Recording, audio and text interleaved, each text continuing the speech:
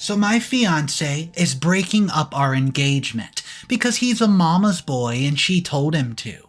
Oh, why's the reason that his mom doesn't want him to marry me? It's because my stepfather is not the same color as me. That's right, she's a big racist jerk, and her son is taking her side and not the love of his life. My childhood was good, filled with happy moments more than sad ones. My biological father died when I was just 5. I was heartbroken after his death as I was really attached to my father. Whenever I went out to play and see kids with their dad, I would feel really down and just miss him a lot. I thought that there would always just be a vacuum in my life which would never be fulfilled, but I was proven wrong and my life changed for good. The very moment my stepfather walked into our life. My mom married him after meeting him at her workplace. He was tall, handsome, African-American with a heart made of gold and good mannerisms. They fell in love and started going out. My mom, she was quite young back then. I was 7. So, you would say, when things got serious, my mom told him about me, and guys, he was absolutely ecstatic. I didn't think that he would be, but he was, to have me as his daughter, as he loved children. Well, after that, he started coming to our house more often and even playing with me. Bought me sweets, toys, and so little by little, he got close to me and I started treating him as a father. Mom and his relationship were blooming, so much even I got attached to him. Mom decided to marry him. Charlie, my now stepdad, agreed, and then they bought a house and moved in together right after that. Being really naive back then, there were dozens of things I was unaware of, and that included hate. Hating others for a variety of reasons, just like I was hated and made fun of. At first, because my father died and I had only mom and there was no one to accompany me to the nearby park. With my mom working tirelessly, and just when I found a new father, I had no idea things would get worse. The first time I realized how big of a superiority complex people can have because of skin color is when my stepfather came to pick me up from school. Everybody starts laughing and making fun of his face and color and called him things, comparing him with animals and just all kinds of ridiculous stuff. I was angry. I wanted to fight back, but that's when my stepfather stepped in and just told me to ignore them. He let me know only insecure people hate others, and everyone's beautiful in their own way. My dad, that's what I called him as the world's stepfather, never really felt right. It came to our bond. Anyways, that's how he taught me morals, empathy, compassion, and love for others.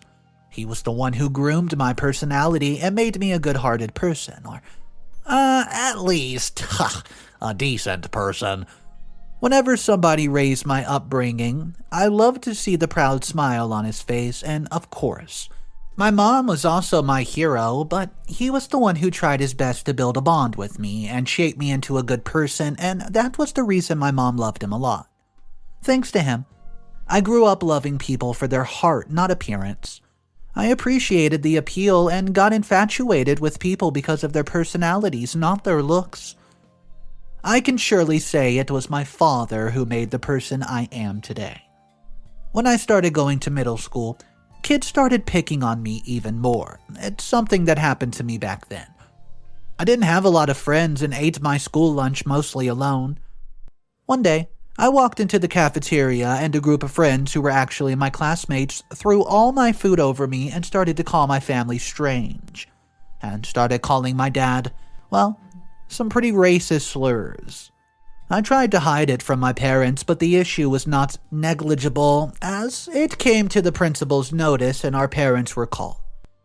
My dad threatened to sue the student's family if any of them got involved with me again and tried to bully me. They were also charged fines and made to write self-reflection letters, and from this encounter, I learned to stand up for myself. Just like that incident, my parents helped me to learn a lesson from every good and bad thing that happened to me. I was a meticulous and sensitive person, and having an empathetic attitude towards life just made me fall in love with art. And that's how my journey towards being an artist first began. I would just draw random things, but from my point of view, what I thought stood out from them, and then slowly my interest developed towards abstract paintings, doing art shows and different themes. And when I started going to college, I took lessons and started taking it a bit more serious. You see, that's the real reason why I majored in arts, and that's where I met Anthony, my boyfriend. Anthony was a finance major, and we crossed paths at university. We started casually, but as time passed, our feelings got stronger and we became exclusive. Anthony and I had completely different majors, yet he always appreciated my love for art. I presumed him as an empathetic soul and thoughtful person, but I was proven wrong with time, and Anthony met my father. A few months after we got serious, and his initial reaction wasn't bad at all. He just inquired about my biological father, as he didn't know that the person he met was actually my stepfather. I'd always referred to him as Dad, so he never really knew much about it. But anyways, he did not dwell any further, and so I never really got any gist of his thoughts. Things progressed between us pretty swiftly. Anthony never took me to meet his family, and that bothered me a tiny bit, but he always gave excuses like his mother was out of town, so I didn't question it any further. My life as an artist was pretty busy, and I never really had time to meet people as well. So, Anthony's mom, Camellia, was not my concern at all. I assumed that he might not have the best relationship with her, so I just decided to ignore the matter, and that was my very first mistake. Anthony would come to my home and occasionally meet my parents whenever they would invite us. He got along with my dad pretty well too. It was like that for 3 years. When the 4th year of us being a couple started, Anthony proposed to me, and after we got engaged, throughout the years, I'd met Anthony's mom only a select few times, and she was not against our relationship at all. However, I did notice that Anthony and his mother got along really well. This made me a bit confused about why he took this long to introduce us. I simply could not figure it out. Anthony's mother did not know much about my family, and Anthony for some reason told me it was better this way. Whenever we met her, she would only talk about my mom. At some point, I felt as if she only knew that my dad was dead and had no idea I had a stepfather at all. She just probably didn't know, but Anthony shrugged it off, told me that she knew, of course, but is not mentioning him as she doesn't know much about him. So I just let it pass. And yeah, that was another mistake. Things got worse and everything got out of hand on our engagement day when she actually met my parents. But even before that, with only a few encounters, I did notice that Anthony's mom was very old-fashioned, had a bit of a superiority complex. 1 or 2 times she shared her experiences of working with people of different races, and just went on and on about how terrible it was. She also talked about the disruption in law and order caused by a certain community. I felt my mood sour a bit, assuming that she could be referring to, but Anthony changed the topic quickly, and later let me know that his father actually died in a car accident and his mother just never grew out of trauma, and I should just ignore it. I should have taken it seriously, but feeling sympathy and compassion for her, I again let it slide, and had no idea how serious her beliefs were until our engagement day. We had a small engagement ceremony, and well, only a limited number of people were invited. Anthony seemed nervous and jittery that day, but I thought of it as just excitement of getting engaged, as it was a big day for us. He had been behaving strangely for a week, but again, I did not think much of it. I was too occupied with the preparations that I had no time to evaluate the situation or his behavior at all. My parents were ecstatic when they heard the news and supported us. I saw their happy faces, chattering animatedly and with the guests as they welcomed them. And that's when I saw Anthony's mother arrive. I saw her narrowing her eyes at my father before walking past them and completely ignoring their existence. Well, I thought maybe she must not have recognized them, as she never met them, so I myself decided to introduce them. Just then, Anthony stopped me, telling me to forget it as it wasn't the most important thing according to him. Well, I found it ridiculous that our families did not even know each other, so I brushed him off and padded towards his mother. I called my parents, and the moment I introduced them to each other, his mother's eyes widened and something snapped in her as she threw away the wine glass she was holding and absolutely started screaming and yelling. Anthony intervened, trying to calm her, but she was way too aggressive. At this moment, I was stunned and could not move at all. I saw her picking up some food trays and violently throwing them at my father, calling him all sorts of racist slurs, and then glaring at her son as she yelled at him, "What is this?" Anthony tried to persuade her to come with him, but she only shook her head. My heart raced heavily when I heard her telling him to break off this engagement. I snapped my head towards them and looked at Anthony in disbelief, waiting for him to shut her up. But thankfully, my father intervened and told him to take her away. I saw him nodding as she tried to drag her away, but the woman only screamed like a maniac and even hit at him, telling him not to get involved with family like this.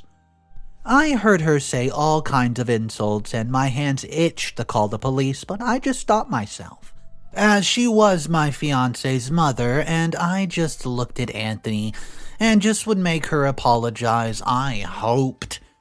I was embarrassed when I saw how horrified our guests looked and apologized to them for the inconvenience. They only expressed their sorry for whatever happened. In short, it was an absolute disaster, and well, when I went home, I waited for Anthony to come home so we could discuss this. Anthony and I had bought the apartment together 2 years back and were jointly paying for its expenses. Anyways, Anthony did not come that night and left me feeling even worse. I expected him to come home the next day, but for 5 days it never happened. And so, it only added fuel to the fire and made me even more aggravated, so when he finally strolled home, an argument was expected, but what happened next was not. What's up, guys?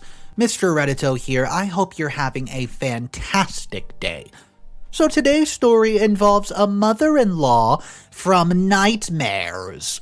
Yeah, if you guys are new to the channel, smash that subscribe button just to support me a little, and I appreciate it so much. Guys, there's just so many updates to get into.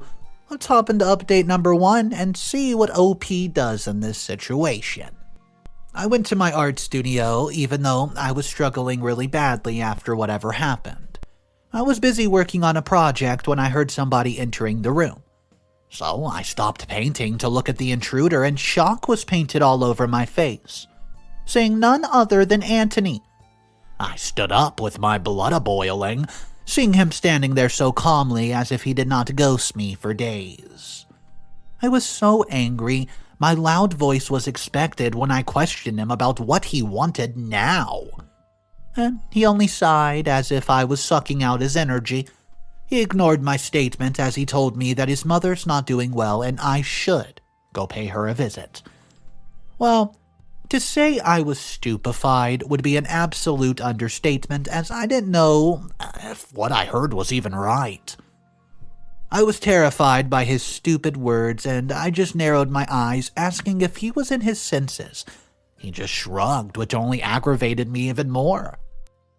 He started talking about how stressed his mother was and how it wasn't a big deal as she had been through a lot, and seeing a black man just, well, it made her mad as the man who caused his father's accident was black. I was furious hearing that. His mother was acting as if no white person ever caused an accident, and she wasn't even going to apologize to my father for assaulting him. I could not even believe my fiancé was saying that, as I never expected him to spout nonsensical things out of his mouth before. I told him I was not going to do any of that, and I saw how Anthony got angry hearing it. He yanked me by my arm as He shook me violently, telling me to come to my senses. I was frightened. As he wasn't the man I've known for 4 years, I could not recognize him. I tried to break free and push away from his grip, which caused him to lose balance as he tripped away, and he tripped over a spray can I had laying out, and well, he hit his head on the table. I was shaking, watching blood drip from his wound. I watched him stand up as he yelled at me and muttered how he was done with me, and that's when he broke things off with me, throwing the engagement ring on the ground before storming away. I could not believe that our 4-year relationship just ends like that. So I waited a few days for things to calm down before calling him again. What I was not expecting was a woman to answer the phone. So I asked the woman about her relationship with him, and she told me that they just started dating 2 days ago, and I could not be more shocked by anything in my entire existence. I could not believe it at all. I was shocked, appalled, and absolutely in disbelief. I was heartbroken and just felt betrayed by the man I envisioned a future together with forever. A few days later, I got to know that it was his mother who told him to break things off with me, and then arranged to date, well, a girl that she picked, and he just agreed without any sort of resistance at all. It was very hard for me to digest it and process the whole information, but eventually I had to accept that Anthony himself only pretended to be fine with my dad, but himself disliked people of dark color, and they both have had that white supremacy disease. Even though I myself was a white person, never had that. I knew how common racism is in our community, though, so it didn't really surprise me. Update number 2. Hey guys, after my relationship with Anthony ended, I was an absolute mess. I felt heartbroken, and because of that, I felt myself slipping into depression. I stopped working, stopped going out. Anthony sent his lawyer to notify him that he wants to sell the house and get his share. It only added to my misery, and well, not only that, but I went through a horrible breakup, but now I had to sell my house too? Man. My father got to know about the house situation and paid me a visit. He sat with me as I cried and talked about my mental struggles with him. He was the one who gave me a shoulder to cry on and tried to motivate me. He helped me move back with him until I found a new place and took care of all the paperwork related to the house. I felt blessed to have him as my father. When I moved back with my parents, they helped me to get back on track and, well, deal with the issues. My father was my counselor. He helped me get over it and let bygones be bygones. Thanks to him, I started to be able to start working again. Well, he told me to deal with the situation positively and just think of it as dodging a bullet. I thought about it, and then an idea popped into my mind, and that was working on an art series with the theme of racism, inspired by abstract expressionism. I tried to reimagine the pigment in the photograph to signify my dad's culture and racial identity, like paying homage to the lives that have been lost in the present-day struggle for equality, and also wanted to renegotiate black identity and just place it in history. And all my paintings depicted that. It took me months to complete the project, and I mean months. But I drew men with pain painted all over their faces, mouth zipped up in butterflies trapped in cocoons to show the slavery and oppression. I was satisfied when, after months, I saw the final result. As soon as I completed it, I showed it to my parents, and the proud look at my dad had on his face when he saw what was made with my efforts were worth it. He helped me to display those paintings at a famous exhibition in a nearby gallery. The owner was my father's friend, but he warned me of the hate I could recite as a result of it, but I told him I was ready to face it. The initial response was mixed, as people pointed out that the artist wasn't even black herself, though most people applauded me for not being biased and shedding light on the issue. There were people who doubted me, and some even hated me, tarnishing my own community's image. I took all the criticism quietly and continued displaying my work at different art galleries. And this work changed my life for good and made me succeed I could never even think of achieving. Update number 3. At first, I started to get praised by the gallery managers for my series. Then I started getting messages from people telling me how much they loved my art. It all felt surreal. And then I was surprised when a local media outlet contacted me to post it in their magazine. I could not be happier and agreed, and this resulted in more people getting to know my work. I was contacted by the media outlet again, and people are requesting to know more about my work and my life also. I was apprehensive at first, but then because of my parents' encouragement, I agreed. I was interviewed and asked about my art journey, and I just stayed honest and answered about my early life, and then getting into college. But a particular question was asked about my inspiration. Well, what was it that made me do the series? And I proudly stated it was my father and his struggles. That interview got published and I gained a lot of fans. I had no idea I would be admired by people like that, and more people came to see my paintings at the gallery. But one day I woke up having hundreds of notifications on my phone.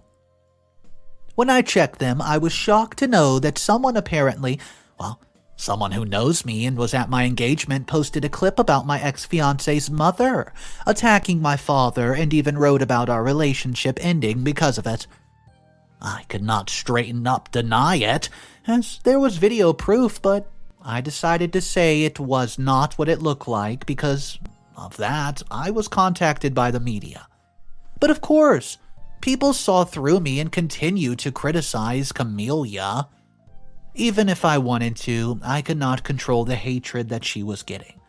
Her video of cursing and throwing racist slurs was getting more and more attention, especially because it was related to me. I decided to stay quiet and waited for everybody to forget things, but they did not. Her insults were offensive, and people wanted her to apologize because of her blatant racism. Just in a few days, people tracked down who she was, whose my fiancé was. Those who knew how she had been cruel before them started sharing their experiences.